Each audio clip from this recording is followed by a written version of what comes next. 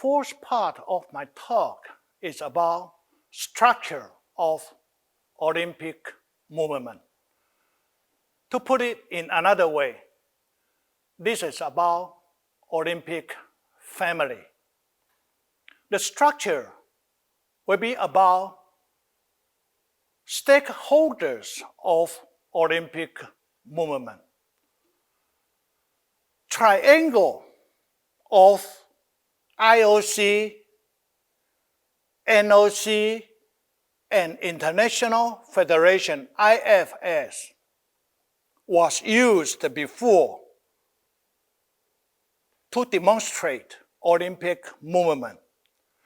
But nowadays, IOC presented a satellite moving around orbit concept to show the structure of movement. This is a better way for people to understand the operation and stakeholders of Olympic movement. In the center of all satellites around orbit is IOC. Speaking of IOC, I would prefer to consider it is an administrative organization internationally. IOC is consisted of one president, 4 vice presidents, and 10 executive board members, and about 100 IOC members. All these people are supported by administrative section under IOC office. That's the center of the all kinds of satellites. I will consider all satellites in the orbit around IOC are stakeholders of Olympic movement. Now, outside the center of the satellite, let's take a look at 3 satellites around center, the close one, which include Olympic Solidarity, Olympic Museum, Lausanne, Switzerland, as well as commissions and working group. First, let's take a look at the operation of Olympic Solidarity.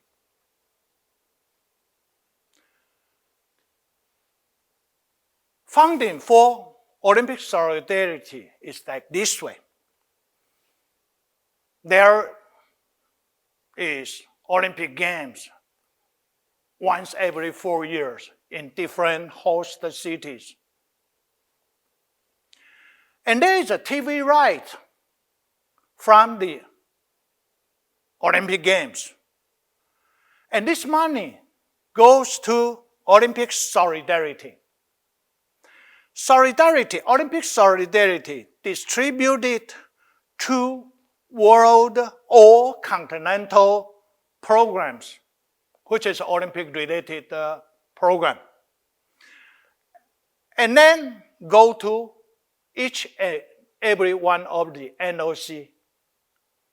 And each and every one of NOC distributed or to be helpful for the athletes, Olympic athletes. And Olympic athletes took benefit from money through Olympic Solidarity.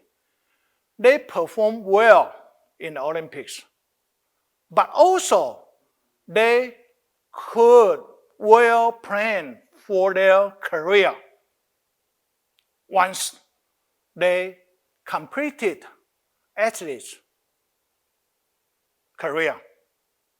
What are they going to be? They needed to be trained for their life after athletes' competition life. In this in this regard, Olympic solidarity make a big contribution in helping Olympic athletes for their career planning.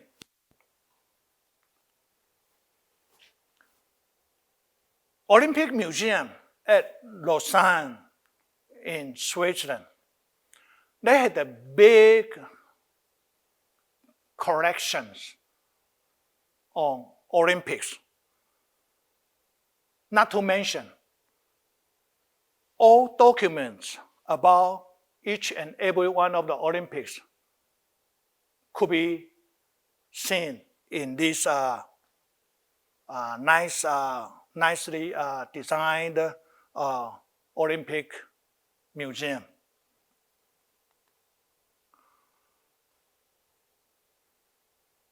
IOC commissions and working groups serve important work for the operation of Olympic Games. As of 2020, there were 31 commissions and working groups. I will show some interesting one to you. Say, for example, Commission of Legal Affairs, Commission of Public Affairs and Social Development through Sports. This is also important. Commission of Athletes. Oh, by the way, the director serve for each and every one of the commission that we can see here. May not be necessary an IOC member.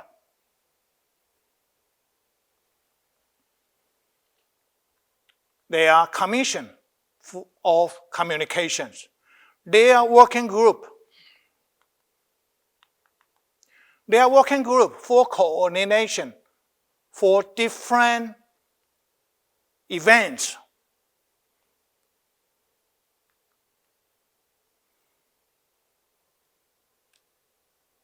Commission of Olympic Education.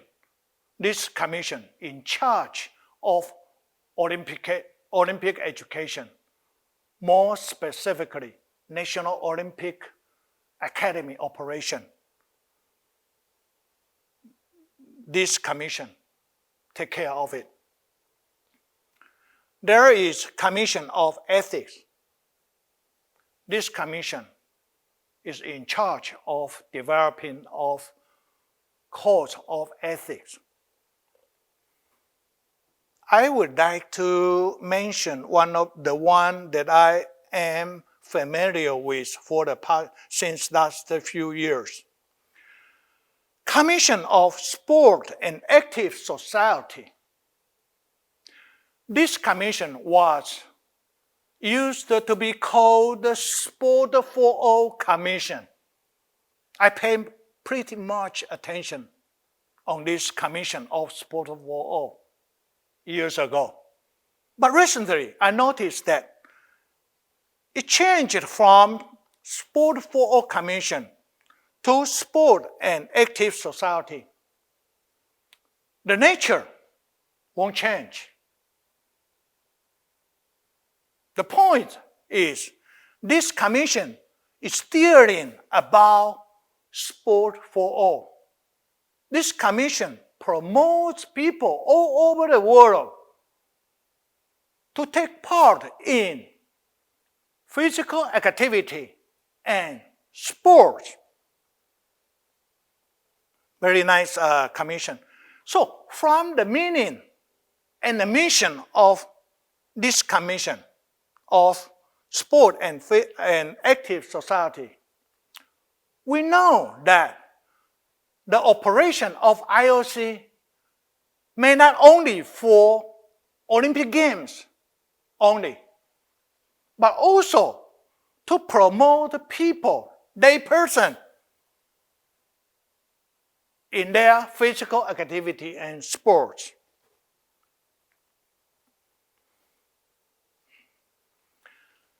Let's take a look vertically relationship. We mentioned about IOC. we mentioned about Olympic Museum, commissions, and Olympic solidarity. Now, we focus on NOC, Organizing Committee of Olympic Games and International Sports Federation.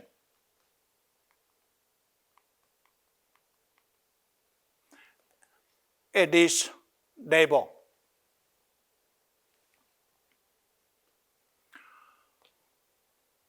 Each and every one of the Olympic Games, organizing committee should be formed 7 years before that particular Olympic Games. Under the cooperation, under the guidance of International Sports Federation and the cooperation of NOC. So there are 3 satellites outside of IOC, Olympic Solidarity, and commissions. In the satellite outside of NOC, OCOG, and IFS are athletes, judges, coaches, technicians, National Sports Association and clubs, Olympic partners, local sponsors and suppliers, and media. Let's take a look at the the satellite. What I'm talking about is the most outside orbit for satellite, National Sports Federation, media, partner, Olympic partner, and sponsors. And very important part is athletes, judges, referees, coaches, and technicians.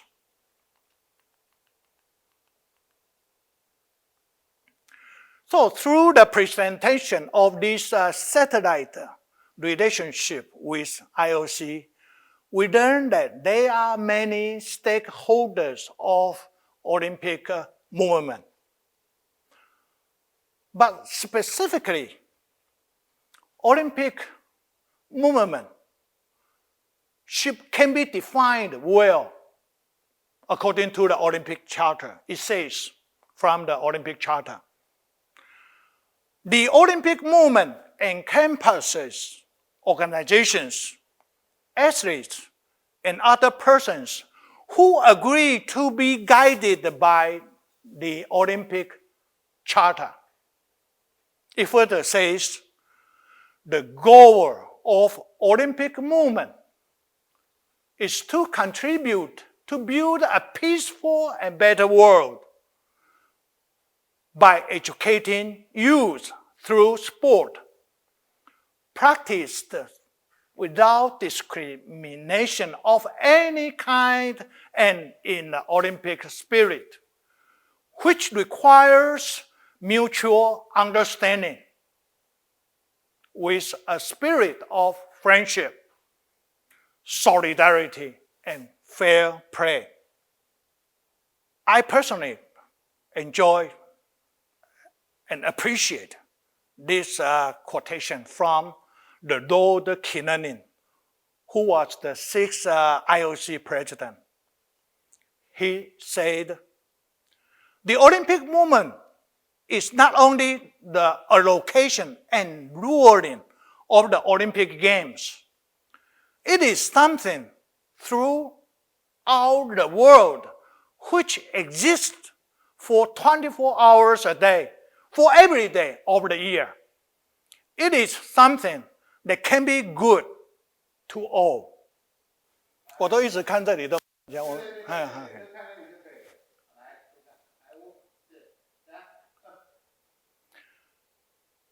，The 5th part of my talk is about Olympism and Olympic values. Olympism is a strong moral force that seeks and promotes in 3 ways. First, individual well-being. Second, national uplift. And 3, international understanding and friendship. According to the modern Olympic Games inventor, Baron de Coubertin, he said, Olympism is not a system. It's a state of mind.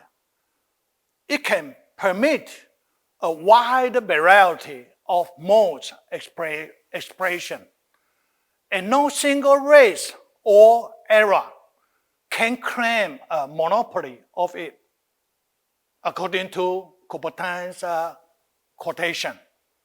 Olympism can be considered very wide in a very wide way. So, as I would say, Olympism for all, just like sport for all. Olympism is not only for Olympic elite athletes. According to Olympic Charter, Fundamental Principles Chapter, it says, Olympism is a philosophy of life, blending sport with culture and education. Olympism seeks to create a way of life based on the joy found in effort, the educational value of good example, and respect for universal fundamental ethical principles. This is from Olympic Charter about Olympism.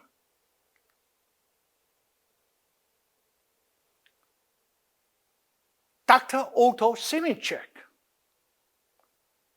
he served as a dean for the International Olympic Academy from 1962 till 1990. He visited our NOA in Taipei for a couple of times. It was my honor to serve as an interpreter for him when he presented a lecture at our NOA during middle of 1980. So this is Dr. Otto Simichek from IOA. He said, according to his lecture on Olympism, Olympism is practiced in not only Olympic Games, but also Olympic movement. Again, it shows from his philosophy, Olympic movement should be for all, not only for Olympic athletes. For example, this was in year 2007. I was in the picture here. I'm not an Olympic athlete. I did nothing to do with elite sports, elite performance, not to mention took part in Olympic Games. But I took part in the Olympic movement by joining and registered Olympic Day Run on June 23rd, Olympic Days. I even encourage my colleagues and my graduate students participate Olympic Day Run.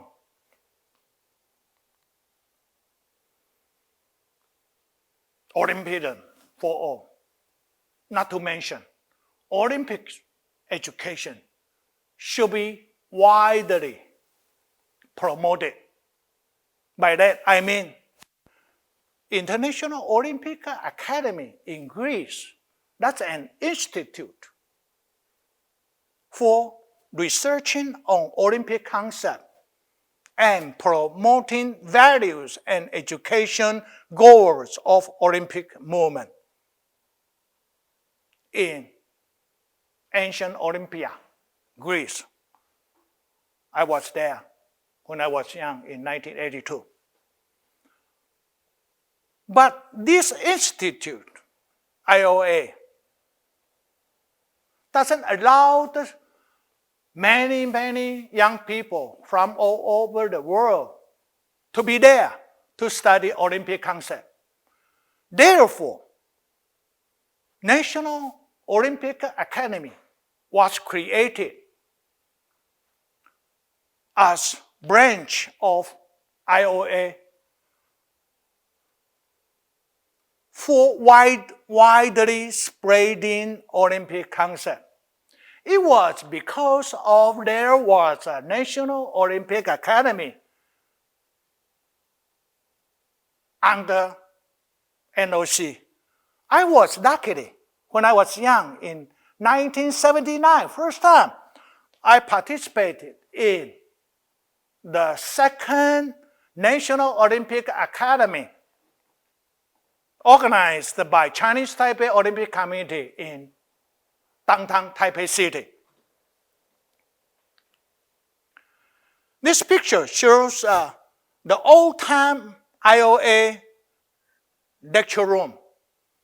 But afterwards, with the sponsorship from Olympic Solidarity, they established a new lecture hall for International Olympic Academy. There is also a library, Olympic library, at the ground level. Speaking of National Olympic Academy, it served to spread widely Olympic concept to each and every one of the country, letting more young people receiving Olympic education. We are so proud that Chinese Taipei Olympic Committee placed the number 4 among almost 200 NOAs all over the world. We are placed number 4. In 1978, we established Chinese Taipei National Olympic Academy. In this annual Olympic Academy, it focused heavily on educational purpose through group activity and lecture program and group discussion, both in Chinese language and English language. Those young participants learned Olympism and the concept of Olympic movement. Up to this point of time, there are more than 40 sessions held by Chinese Taipei Olympic Committee in all corners of Taiwan. Speaking of Olympism, although it can be educated and promoted through both IOA and NOA, but it will be better to understand that there are dark side and bright side of Olympism. For example, the bright side is that according to IOC's Code of Ethics, Article 1, it says, respect for the universal fundamental ethical principles is the foundations of Olympism.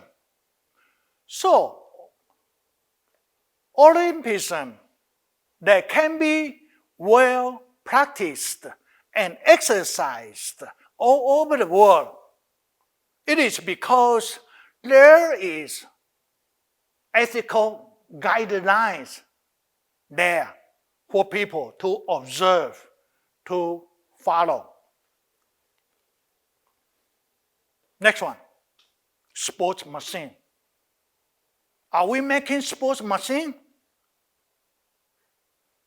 This sport machine, i.e. Frankenstein, can be made through illegal sports science practices. So, are you willing to make a monster Frankenstein product to win gold medal? Will you be proud of it? Or should we follow, observe the code of ethics? We compete in a way of fair play. For example, all athletes, particularly elite athletes, they try their best part to be put in the Hall of Fame. But this local paper from Australia during Sydney Olympics, my friend over there sent me this newspaper. This daily newspaper, shows how many athletes, Olympic athletes, was caught in doping. So that's an interesting term. Instead of Hall of Fame, the term is Hall of Shame.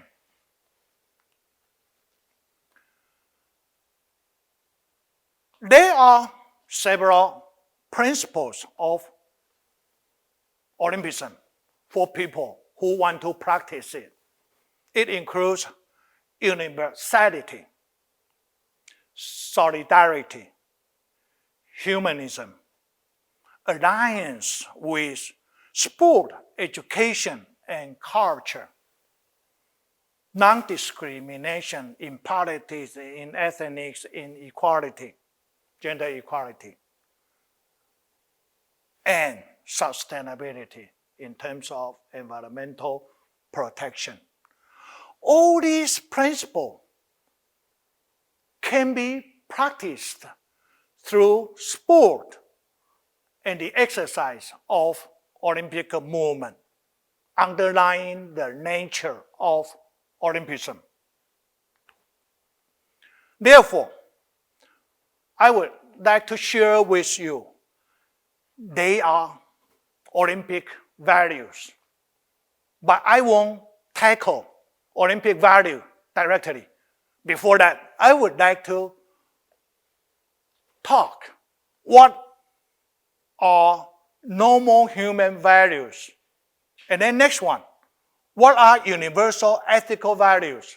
And lastly, I will show you what are Olympic values. First, dignity, personal dignity. Personal development, including social development, cognitive development, affective development,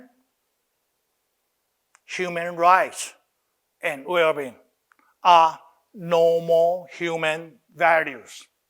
That's the bottom line. As a human, you have got to have these normal human values. The second level is universal ethical values, which includes the right and the freedom of play.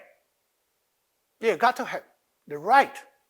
The play is the human basic right and freedom. Fair play, respect for each other, mutual understanding, and pursuit of excellence in every aspect of life. This is ethical values for universal area. It is because normal human rights, normal human values, and universal ethical values. They are Olympic values. 3 values: excellence, respect, and friendship. Last but not least, I would like to share with you a quotation from Rock, former IOC president, at the opening ceremony of Olympic Winter Games in Salt Lake in year 2002. He said, "It takes more than crossing the finish line first to make a champion. A champion is more than a winner. A champion is someone who respects the rules, rejects doping, and competes in the spirit of fair play." I thank you for your attention.